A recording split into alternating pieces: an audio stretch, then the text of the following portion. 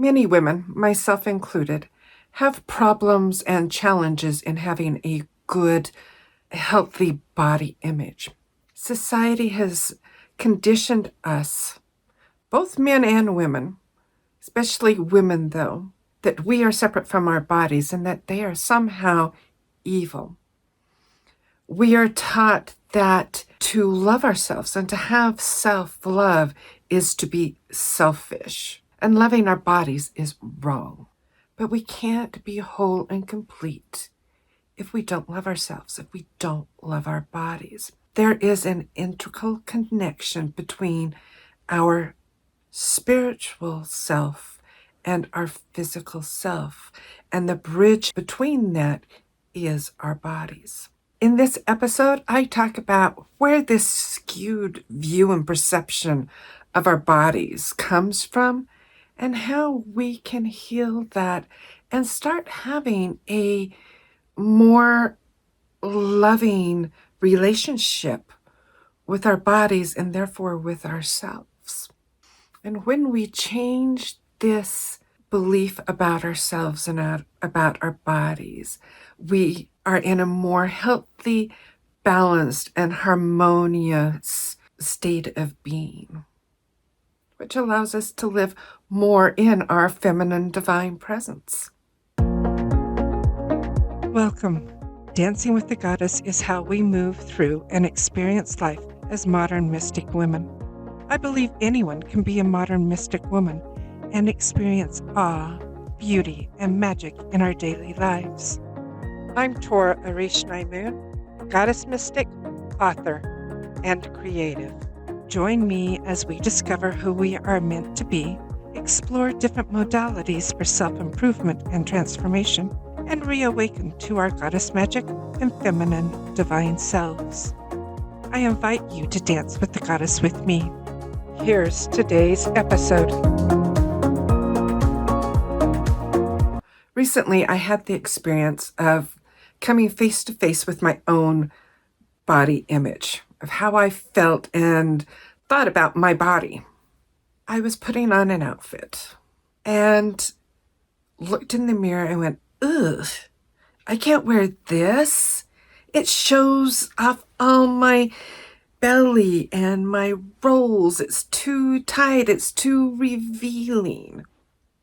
It was simply a t-shirt and a pair of leggings. That's all it was. The reason that thought really made an impression was I'm working with the goddess Amaterasu this month, and Amaterasu is about our self-image, about looking in the mirror and seeing ourselves as we truly are.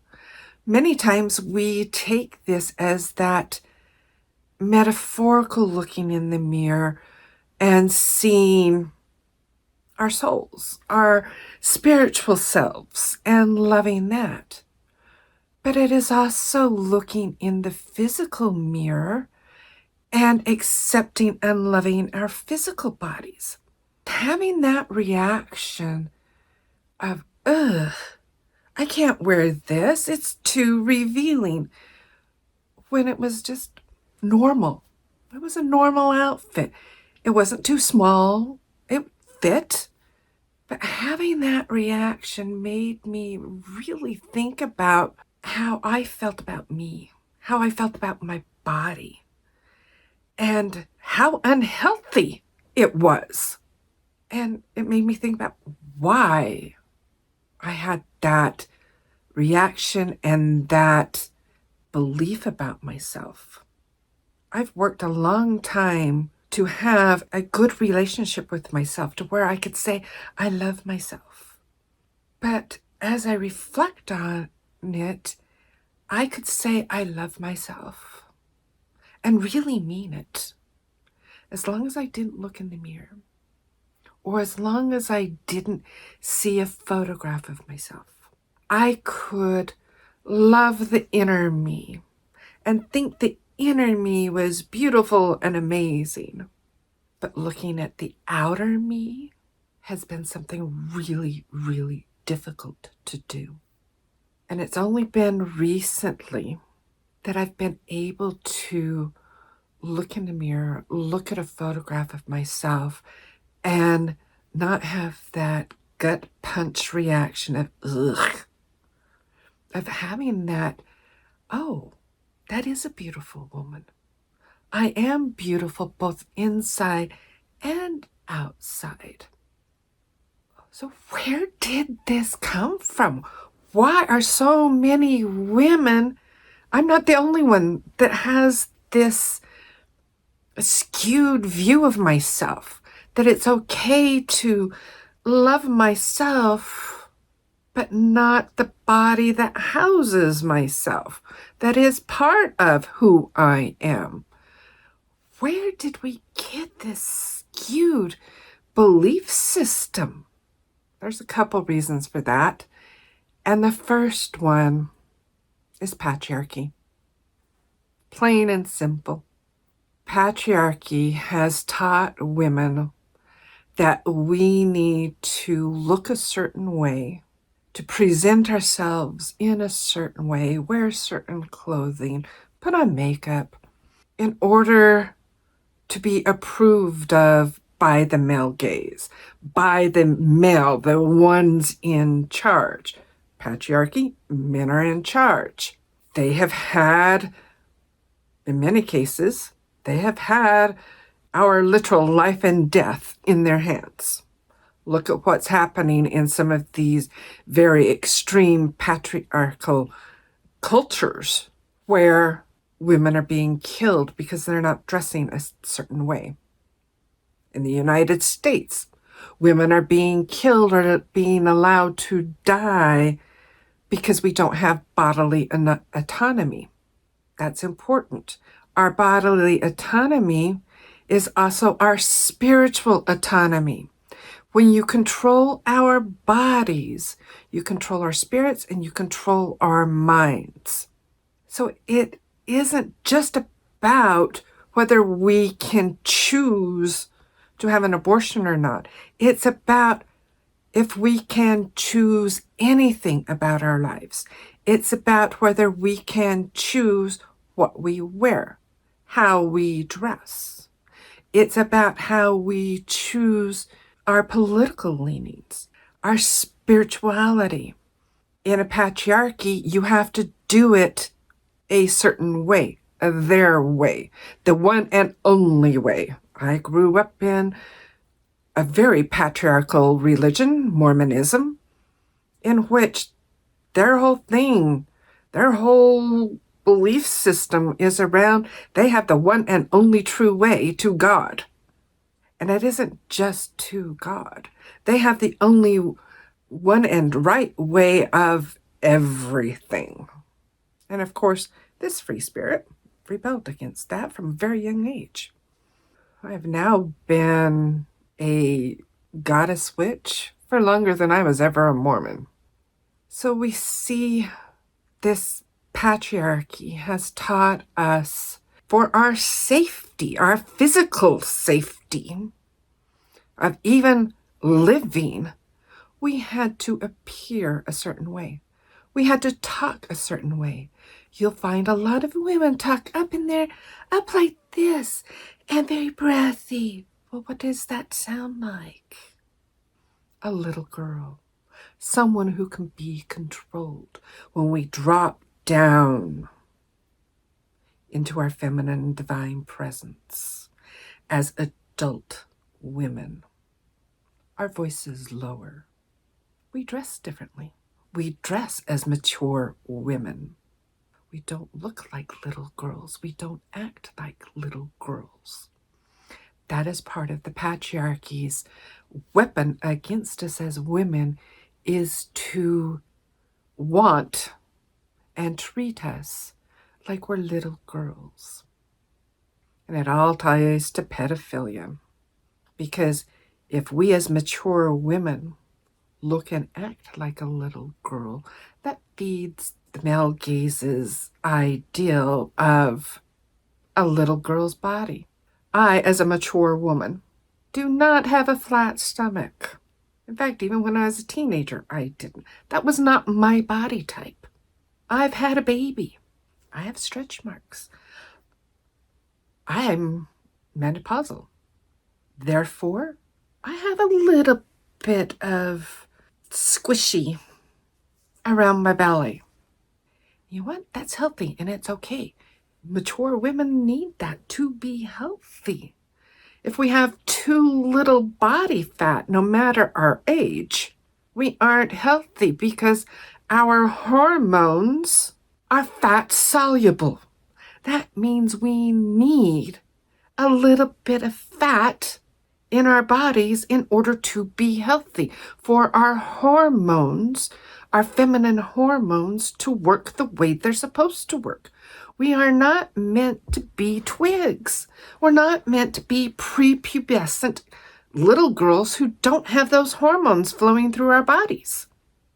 So we've bought into and we've been taught this ideal of what a beautiful woman looks like. Some of that, of the male gaze woman, is that sexy, sultry Aphrodite.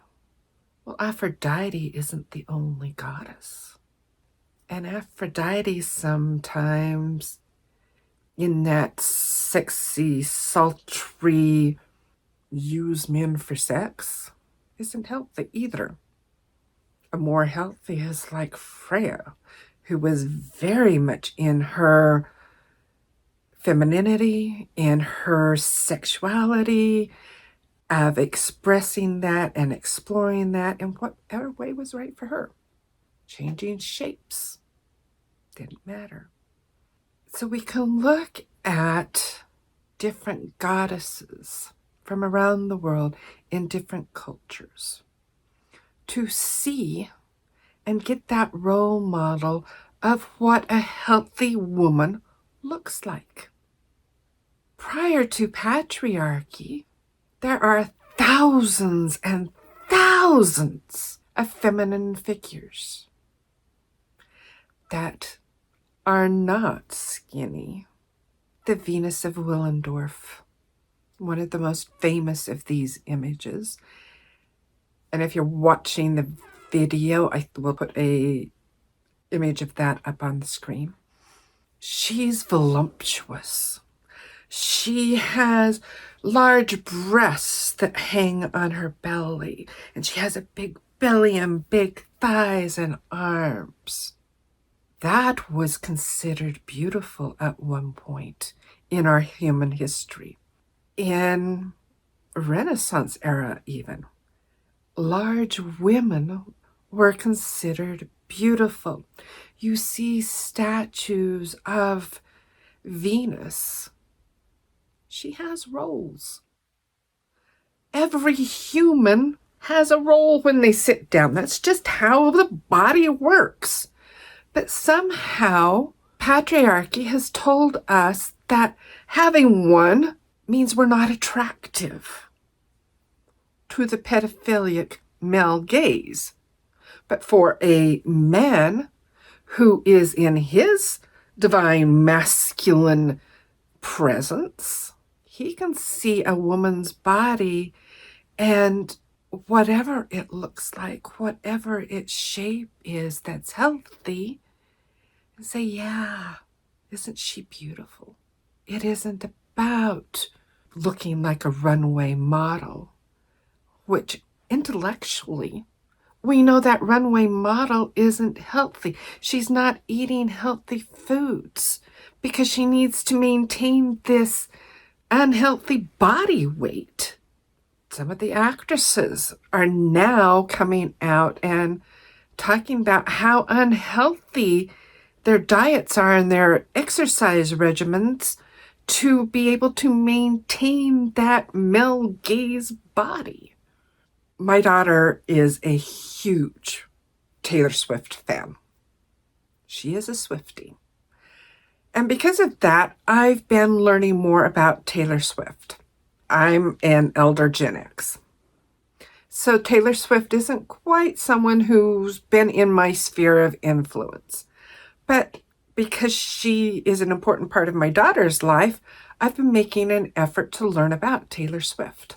and glad that I have, because Taylor Swift is a very excellent role model, an example of a woman in her feminine divine presence. She has come out and stated that she's okay with how her body looks now. Her thighs may jiggle a little bit. She may have a little bit of a belly. She has muscles. That she eats healthy and a lot, because she's on stage for 3 hours. She needs to be eating in order to be healthy. She should be feeling good after a performance and not like she needs to faint because she hasn't eaten enough. And that's how she was before. And now she is being who she is and doing what's right for her, and fuck the male gaze. Men can't understand why women dress up and put on makeup and look amazing to go to a Taylor Swift concert, because there aren't any men at the Taylor Swift concert unless they're men who are there with their wives and their daughters, or gay men. So women aren't dressing up for the male gaze to go to a Taylor Swift concert. They're dressing up for their own gaze, for their own happiness and joy. And men don't understand it. And I think it's amazing. My daughter and her friend went to not only one, but 2 Taylor Swift concerts, like within 3 days of each other. And both times, they dressed to the nines. They had their hair done, their makeup done, had cute clothes, could even be called sexy clothes. And they weren't doing that for their husbands. Both of them are married now. They weren't doing that for whoever might see them that was male. They were doing that because it felt good, because they wanted to, because there were other women who were also dressing up and feeling great. And at the same time, there were women there in t-shirts and jeans, because that's what they felt good in. And it was all okay and amazing and wonderful. That is where our healthy body image and feminine community needs to be.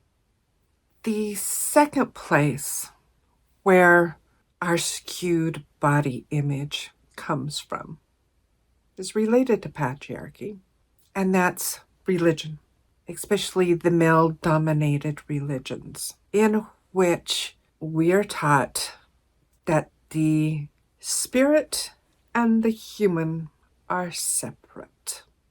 There are many religious beliefs in which we are taught to not be of the world, not be in the world, because the world, for some reason, is evil and wrong, because we have to be physical to be in the physical world, but that we have to eschew and dismiss all that's physical, including our bodies, in order to be spiritual and enlightened.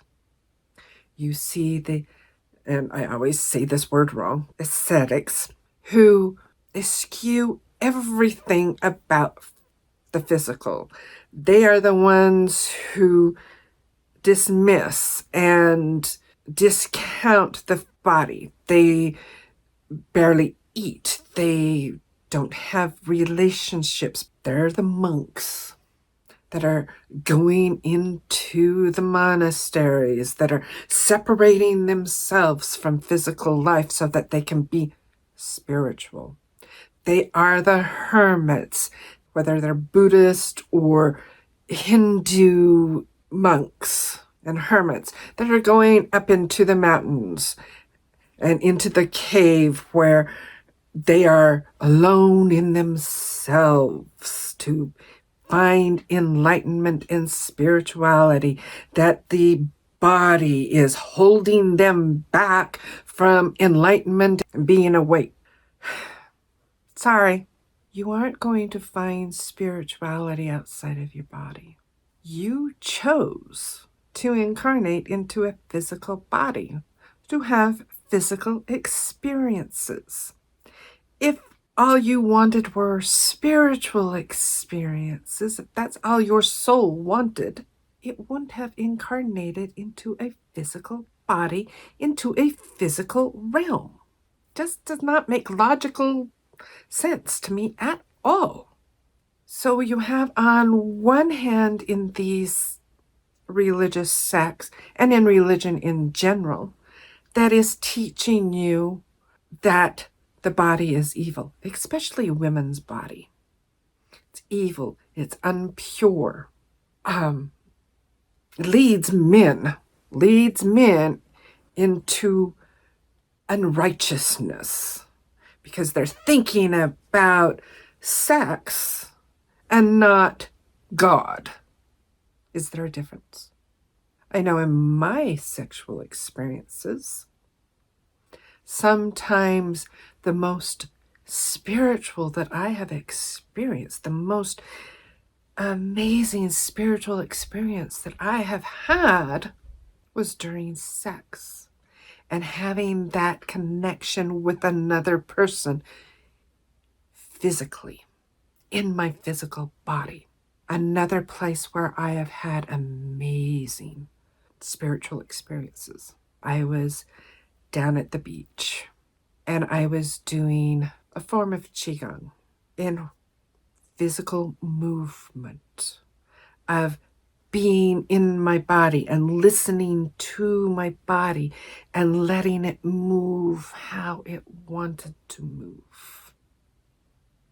And while I was in that physical experience, I'm getting chills just thinking about it and remembering it, I connected with the cosmos. I was one with the universe. It was not sitting quietly on a mountaintop. It was moving my body on the beach with the ocean around me. I was having a physical experience and a spiritual experience at the same time. That is having an integrated, balanced, whole life. Whew. Didn't expect to share that experience. We have one side of the spectrum that says we are a spiritual being having a human experience. And as such, we need to only focus on the spiritual.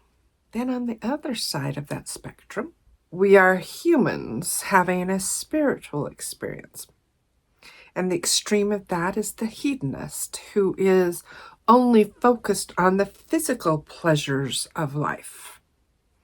They're the ones who worship their bodies as temples. Both of those are extremes. The ecstatic, who is totally discarding the physical experience, and the hedonist, who is totally discarding the spiritual experience for the physical.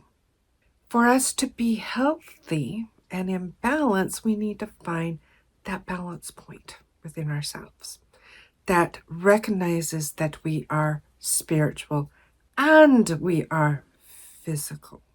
The first step to finding that balance is having a good, healthy body image and loving our bodies.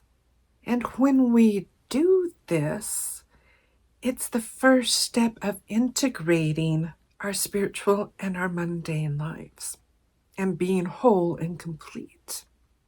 In awakening to our feminine divine presence, it is accepting ourselves and loving ourselves. We cannot love ourselves if we do not love our bodies. Think about that. Take a moment. Think about that. We cannot love ourselves if we do not love our bodies. This is part of the truth of as above, so below. But we need to add in the final piece, as within. Because if we do just our above and below, we're still at those extremes. We need to bring it into balance, and that balance is being integrated in ourselves as a human. Our body is not a meat suit. I've heard that term used, especially with yogis and people who are very much into yoga, that our body is our meat suit, almost a necessary evil.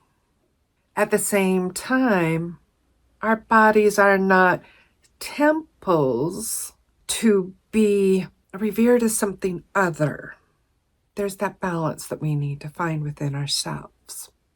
Ways that we can find that love and acceptance of our bodies and therefore of ourselves. And finding that wholeness and completeness when we're embodied in our feminine divine presence.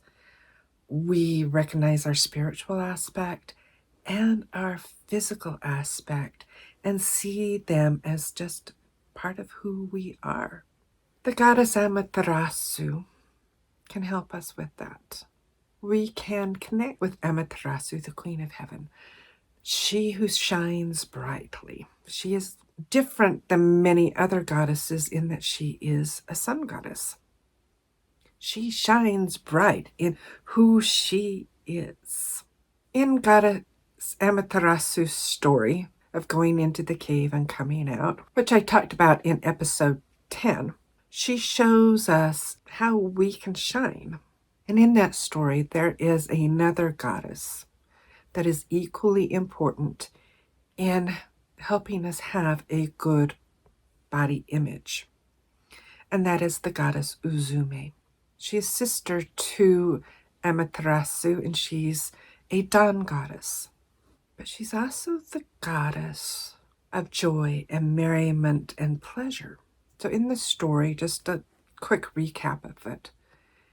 In the story, Amaterasu has gone into her cave and not coming out, which is the sun goddess.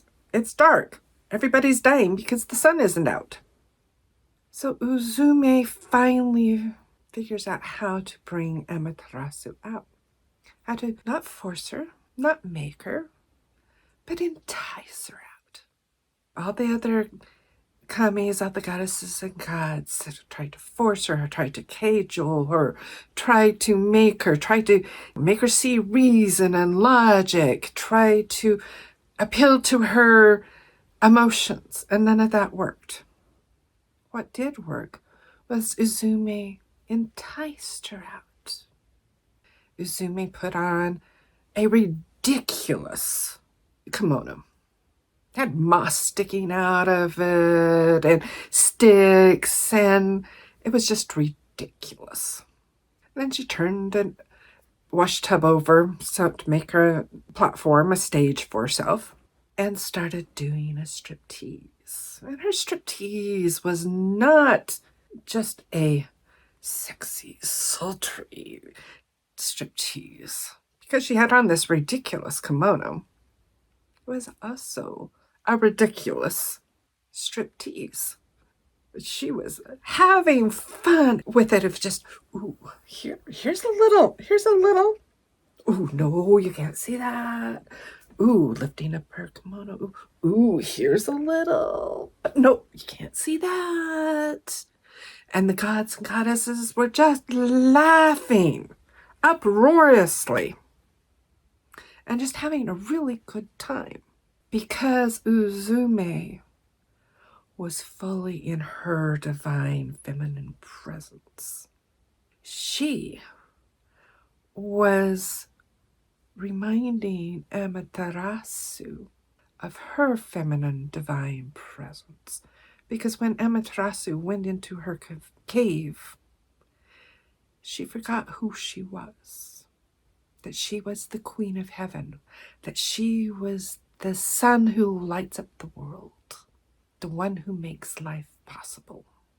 And by Uzume showing those peaks of her feminine body. It was reminding the gods and goddesses that our body is sacred and special and part of who we are. And Uzume had the forethought to have Amaterasu's sacred mirror, her tool of power, and the mirror was Amaterasu's symbol of her divinity. Uzume had it hung in front of the cave in such a way that the first thing that Amaterasu saw when she peeped out to see what the hell the gods and goddesses were laughing about, because she was sad, they should be sad with her. But no, they were outside laughing and having this great time. So she peeked out of the cave, and light blinded her, and the light was herself. When you look into the sacred mirror, look into your eyes. Our eyes are the mirror to the soul. There's a way to look in the mirror and you're not really seeing yourself. You're just seeing something. You're seeing this physical form. You're not seeing yourself. Look into the mirror and into your eyes and see your beauty, your true beauty. And once you can see that, expand your gaze from your eyes to your face. See the beauty of your face. Then expand it to your body. Love your body for what it is. You chose this body for a reason. You chose this body to experience this physical world. It is part of you. Yes, there's the science of DNA and genetics, but it does not explain the uniqueness that is you. Every body, and that's every physical body, as well as every person, is different and unique. Science can't explain that. Your soul is what makes the physical form unique. You as a soul are unique. As you incarnate into your body, your physical body, you start to integrate into it. You start interacting with it, and subtle changes are made. Yes, there are times I look in the mirror and I see my mother or my sister because of the genetics. But I look completely different than my sister and my mother because I, Torah, am different than they are. My soul is different. And Amaterasu and Uzume is coming through really clear because that was their message for you.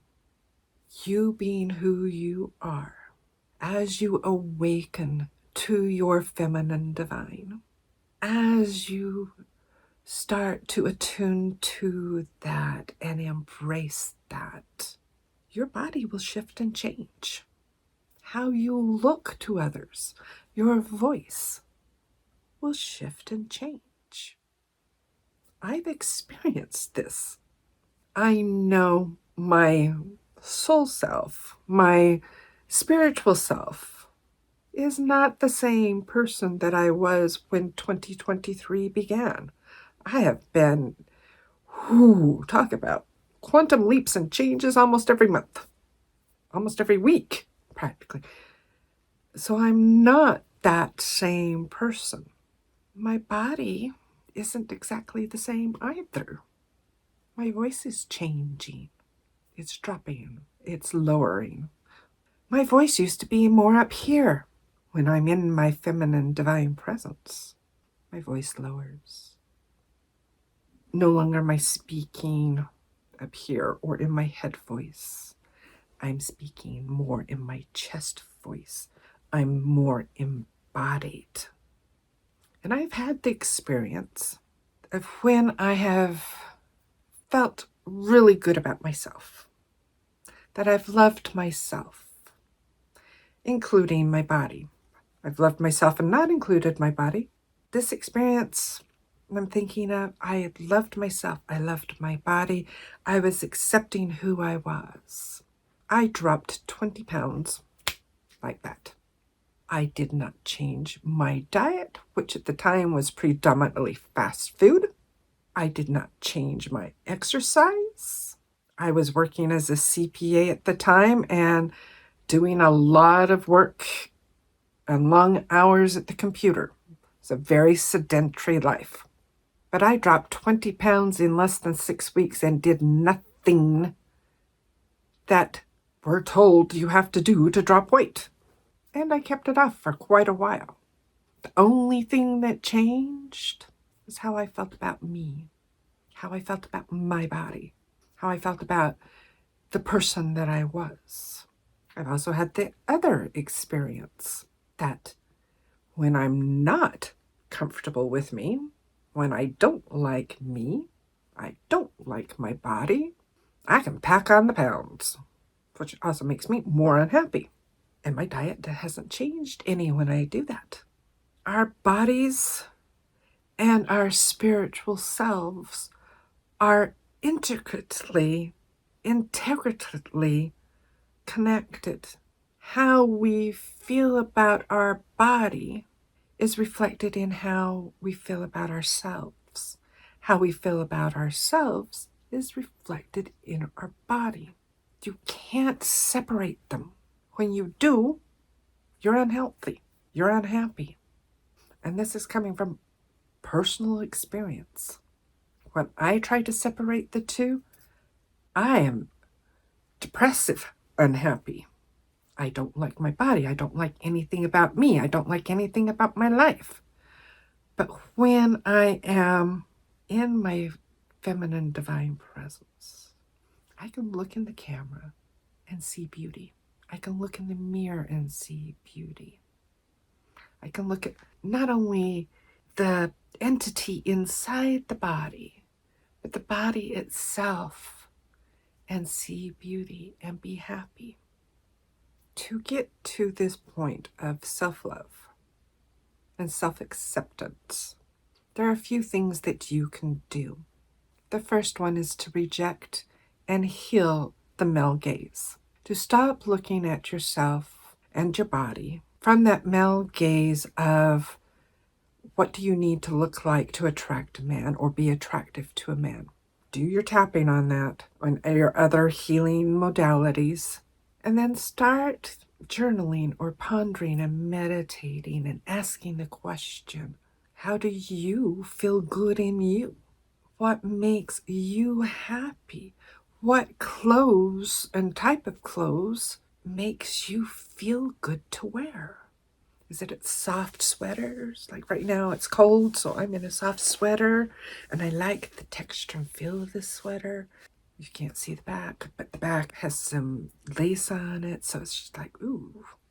I have leggings on because I know I have nice legs. I don't care if I've got a little bit of a belly because I'm a mature adult woman. I have a little bit of a belly.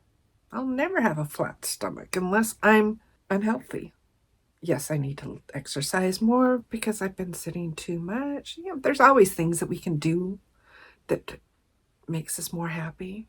But if we can accept ourselves, our bodies, just as they are right now in this moment, and think about how we're happy, what makes us happy in our gaze, not someone else's, not your husband's, not your children's, not your parents', you. What makes you happy? What makes you happy to do?